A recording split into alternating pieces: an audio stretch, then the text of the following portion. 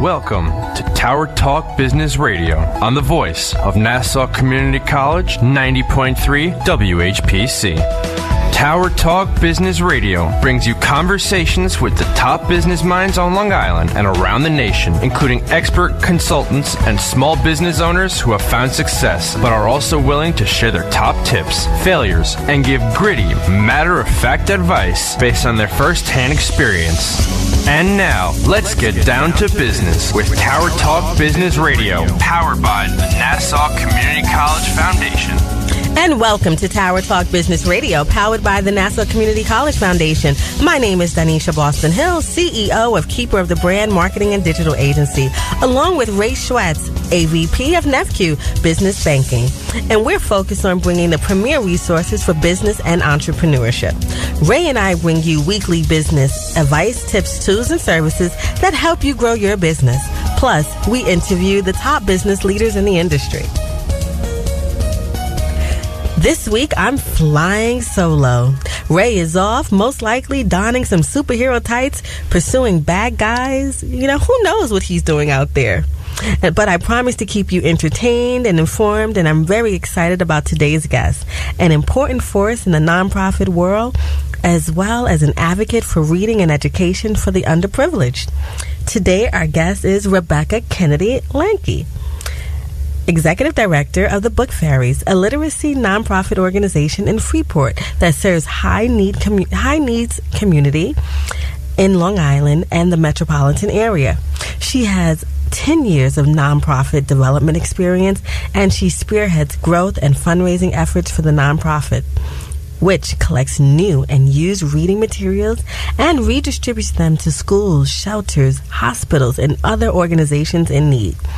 Just prior to joining the Book Fairies, Rebecca managed operations of a wholesale fashion business for a decade, where she honed her business acronym and focused on organizational growth. Rebecca earned an architectural engineering degree from Penn State University.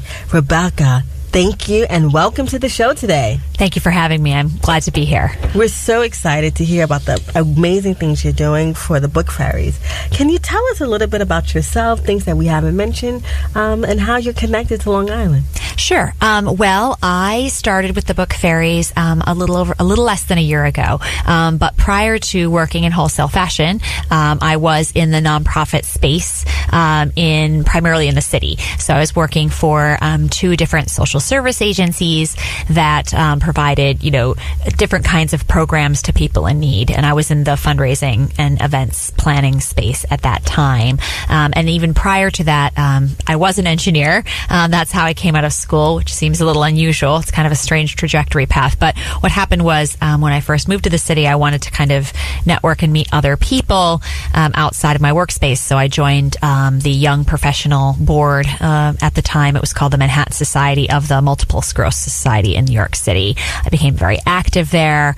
I started by joining committees, then I ran committees, and then I ended up co-chairing one of their big fundraising events, which at the time was called Casino Night. And I found that I was spending all my free time doing fundraising and nonprofit work. And so I decided to take that experience and then transfer it into my first nonprofit job. So, oh, no, that's fantastic. It's great because to be in the nonprofit world, you must have a good heart and a love of giving back to the community. Yeah, it's nice to have a purpose behind what you're doing. It just gives you more drive to do a better job. So I really enjoy it. Now, tell us about your experience as far as your path to, being involved with Book Fairies. Well, my husband and I were the ones that worked in the wholesale fashion business, and we had done that for 10 years. It obviously wasn't my background, but because it was a family-run business, it made it easier for us to kind of raise our children. So now that they're both in school full-time, I decided I wanted to come back to the nonprofit space, and I definitely wanted to go somewhere that serves people in need, because that's just where my heart is, and that's where my experience was. So, I was looking at various different organizations, but, it ended up being networking that ended up finding me this job. And it was through a friend's sister who knew that they were looking for someone and passed my resume on. And, I met them in my interview process, and I was really impressed with the work they were doing. And, small but mighty organization. And so it was their first executive director they were hiring. So I knew it was going to be a challenge, and I took that challenge on. That's key. It's because I think Ray is at every single networking event on Long Island. Like every week, I'm like, "Where are you now?" Yeah. So networking is key, and that's really important because when you get referred by someone else to do work that you love to do, that really just hits home on your strength and the confidence that people have in you, that you will do a great job for the organization you work with. Yeah, absolutely. Now, what does the day-to-day look like at Book Fairies? It's a little bit of organized chaos. We're open 3 days a week, Tuesday, Wednesday, Thursday at our warehouse in Freeport, and it's from 10 a.m. to 3 p.m. And basically what's going on is all our pickups and deliveries. We work with, we have a really great partnership where we work with over 40 special needs organizations on the island, and they handle all of our pickups and deliveries as a volunteer. It gives an activity for the special needs clients to do something, and they take a lot of pride in that. So, and they have the vans and they have the capacity to do that. So it's actually a really great collaboration. So there's a lot of in and out, a lot of boxes being carried in and out. There is also volunteers in the warehouse. Individuals can come and volunteer with us, but we also try to get corporate groups in because that actually turns our books around, because every book that's donated to us gets checked for quality and then conditioned and then put into some broad categories for programming. So that's all done by volunteers.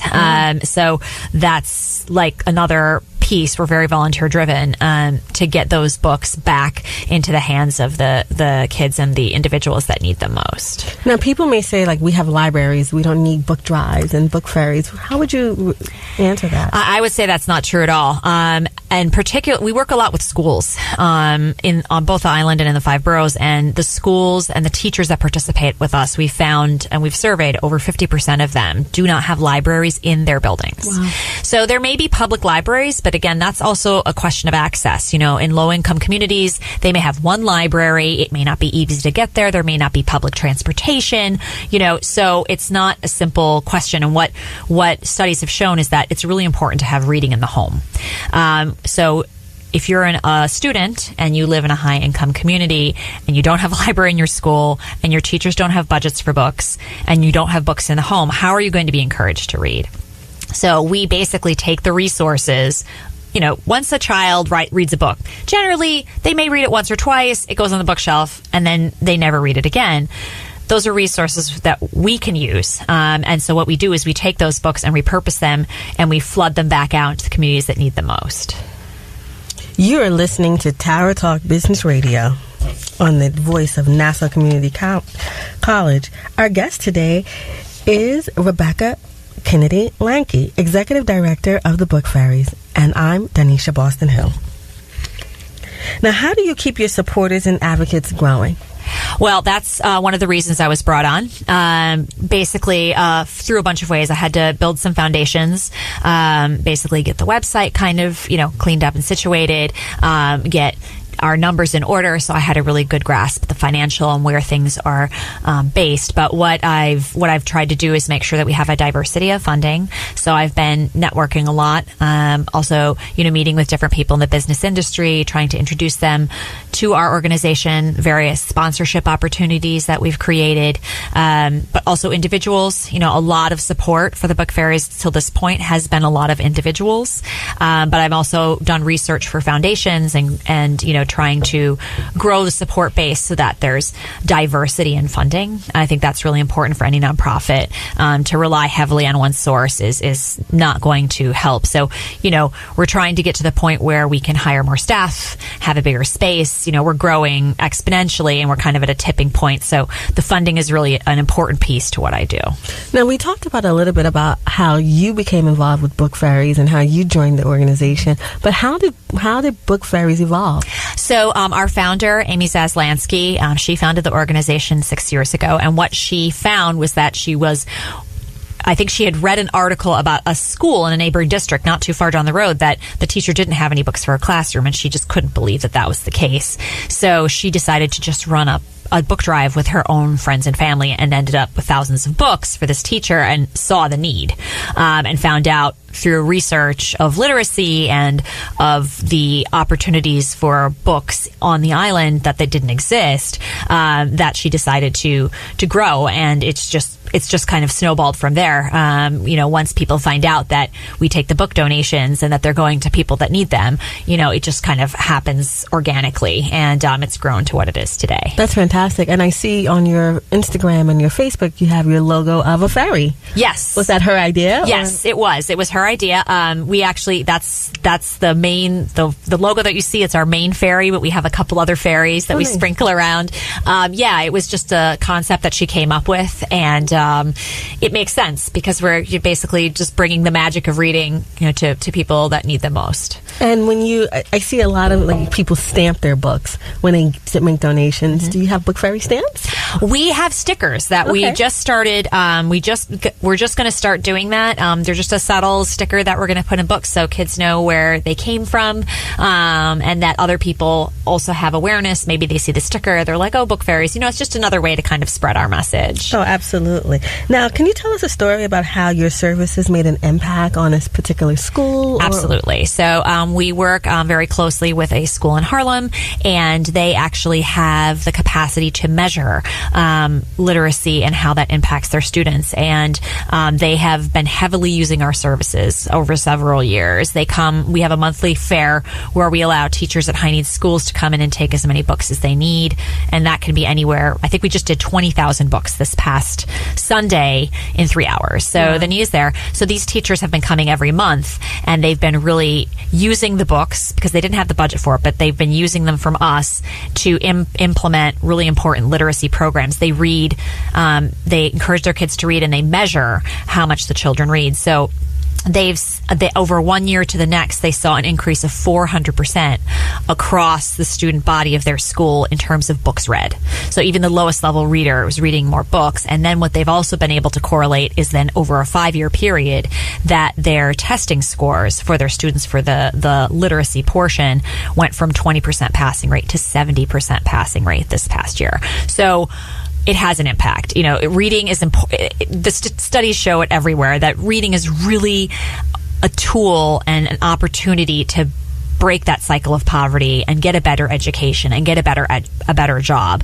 So we're just trying to make sure that people that need those skills have the access to books that they need. Wow, no, that's fantastic. So now, how are people donating? Are they just at book fairs, or is it anyone can just ship books to you? Well, they can ship to us. We don't have the capacity to pay for shipping fees, but most people just come to drop off.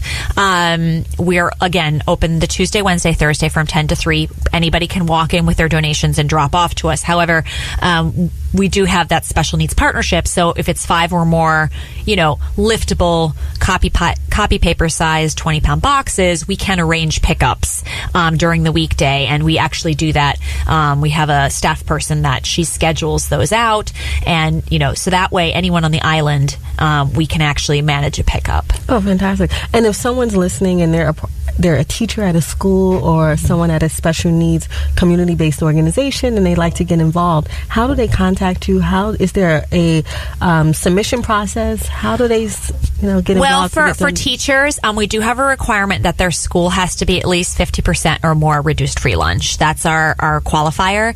The best way to reach us is just to email us at info@thebookfairies.org, and then the request will be directed into the right place, or they can visit our website. There is a submission request form, www.thebookfairies.org. You are listening to Tower Talk Business Radio. Our guest today is Rebecca Kennedy Lakhani, Executive Director of the Book Fairies. I'm your host, Donyshia Boston-Hill, and you're listening to Tower Talk Business Radio. As an 18-year-old, I let my mistakes kind of take over my life. I was 0.5 credits away from completing high school, and I didn't do it. 10 years later, at age 28, Jackie finished her high school diploma. When I found out that I was pregnant, I know that I had to do something for myself if I wanted to make her a better person and provide a better life for her.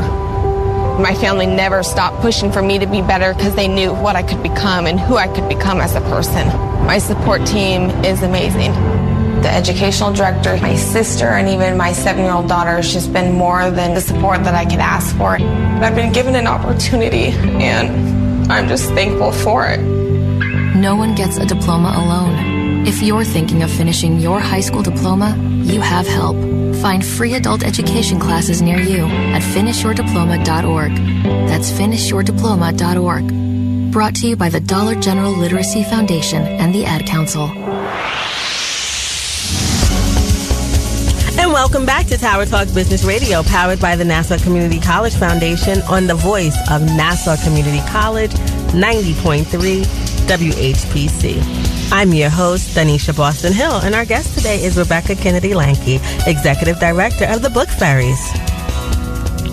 Now, Rebecca, you've been talking about all the amazing things the Book Fairies are doing and how they're sprinkling their love of literacy all across Long Island. What are some of the challenges that you guys face? Well, we have two challenges. One is space. Our space is donated. We're very appreciative of that, but we're kind of at a point where we can't do more than what we do. We do 500,000 donated books a year, but we could do more than that with the appropriate space. So we need the funding to do that, obviously, and that's something that we're trying to build.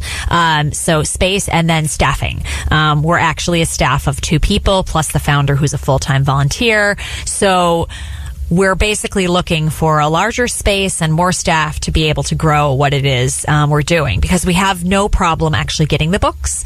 It's just the logistics of turning them around and getting them back out to the community. And we're still not meeting demand. So those are the 2 biggest challenges we face right now. Wow. And then so when I hear staff, that also means you need volunteers. So how can people get involved? So we have several ways people can volunteer with us. Again, the 3 days that we're open, volunteers can walk in, and it's a simple 15-minute training on how to sort our books, and it's kind of fun. You get to go through and see some titles that might take you back to your days of reading. But then we also request that, individuals or organizations or businesses can run book drives for us. We have a whole toolkit for that to help people do a book drive. We do occasionally do weekend sorting so that we open it up to the community. Again, people can walk in, learn how to sort, and help that way. And then, there's other volunteer opportunities that just kind of come up on an as-needed basis. But those are, we also do offer team building. So if a company has a policy where they allow teams to go out and do a day of volunteer service, we can take a team in of up to about 25 people, and they can help us sort our books for the day. We actually just had PSEG in yesterday, a great team of 11 volunteers that, when we get those teams in, we can go through a lot more books a lot quicker during the week. So those are also really key volunteer programs that we need to always build on. No, that's fantastic. I'm a part of an organization called Jack and Jill of America, and we're always looking for, opportunities to volunteer, especially for the children, to give back to other children in need. So that's great work that you're doing. How do you keep yourself motivated? You see all these books coming in and they're going out. What motivates you and the organization to push forward? 2 things. I would say, first of all, the teachers themselves. You talk to them, you hear their stories, and you're just so inspired. They're working with such limited resources, but they're doing such amazing things. And when you talk to them and you hear about what they're doing and how excited their kids are when they get them the books, or if you go into a school, that's the other thing. You see how excited these children are to just get a simple book, to be able to have their own books in their own home.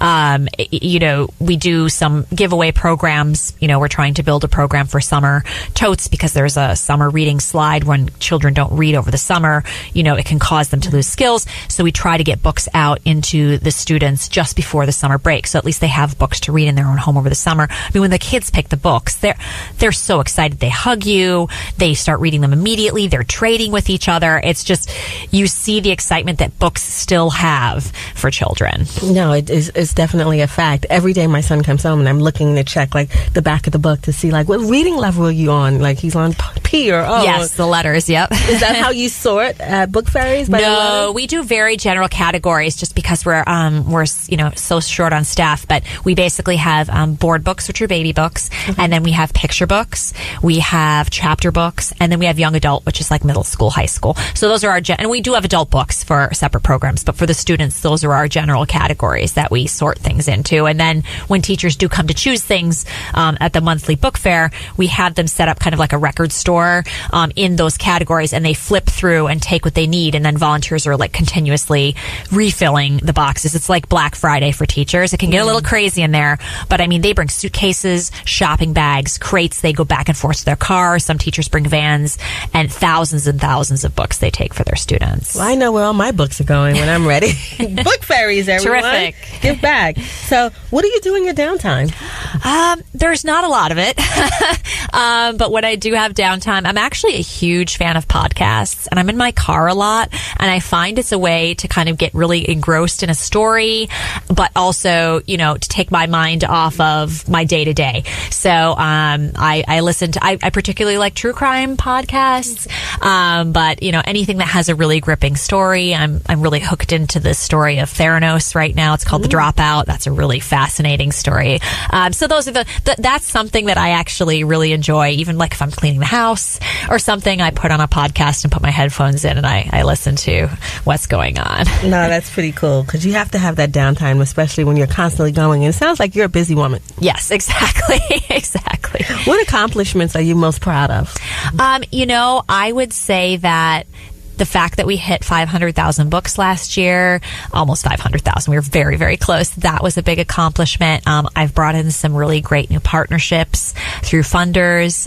Investors Bank has become a really great partner of ours, but we've been growing relationships with other people and just doing things like this, you know, finding ways to spread the word. I think more and more people are knowing about our organization. I think it's poised now to just explode and become like a really a true leader in the literacy space. So, you know, I feel like I've done a lot of things varied all over the place that kind of add up to, you know, really helping the organization be ready for the next chapter.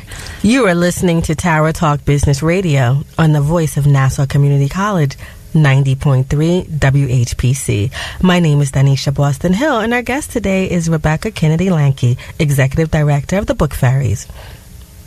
Now, Rebecca, there is just so much to say about, you know, Book Fairies and how you guys are having physical books in your space. Have you also looked at like any ebook opportunities or any digital or technology as it's growing? How are you going to be a part of that? We do take ebook. We do take like Kindle donations and things like that because we do work with some foster care programs, and because those children tend to need to be mobile, we work with other nonprofits so that they can actually, you know, put the books on the tablets for the children, and then the children have those books with them when they're, you know, moving from, you know, potentially a home to a different home.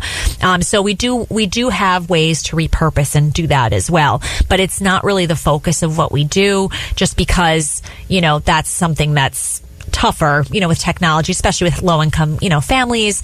They may not be able to, you know, afford the internet to upload and, you know, put on the books that they need on these tablets. But we have found that the foster care programs are a good outlet for that. So we do take tablet donations just for that purpose. Yeah, the digital divide is still here, and it's so absolutely unbelievable that that's still happening. But there's nothing like an actual physical book in your hand. And the studies have shown that children still, especially at the elementary age, still want that tactile book that they're holding in their hand, flipping through, whether it's by themselves in a nook or sitting on a family member's lap and reading and doing it together. There's just nothing that really, the digital ebook has not replaced the physical book at the elementary level. No, even my own children, I see them like swiping the iPad, but I'm like, no, we need to sit down and read a physical book. I try to read at least once a night. Yeah, and that's important. 20 minutes a night with a child really makes a huge difference in their reading skills. Don't say that to my son. He's reading 30 to 40 minutes. He may think I'm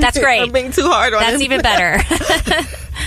No, but this has been so great. I mean, could you tell us about how your branding is moving forward? We talked about the fairies are all over the place. Mm-hmm. But, you know, how are you building your brand, and what partnerships do you have in the community?